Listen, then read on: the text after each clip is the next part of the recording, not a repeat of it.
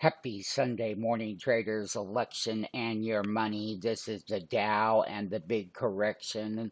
This is the SPX election and your money. Fill in the gap as we move forward. Volatility will click OEX. That's a big one. It too has a correction before the election. The NASDAQ composite, the COMP, sold off election and your money. Which way do we go? NASDAQ 100.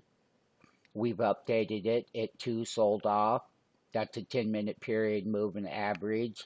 If we look at the Russell 1000, that too has started a correction ahead of the significant uh, volatility. The Dow transports, every one of the transports sold off. That's another one. The Russell 2000, our famous small cap index, shed and went negative on Friday.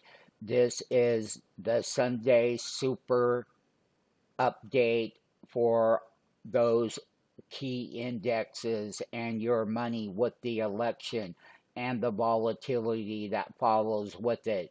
Now, I've given several promotions to help underinvested people, but you don't seem to get it. You don't seem to understand it. You don't seem you can be invested with no credit or no stock account. You don't get it.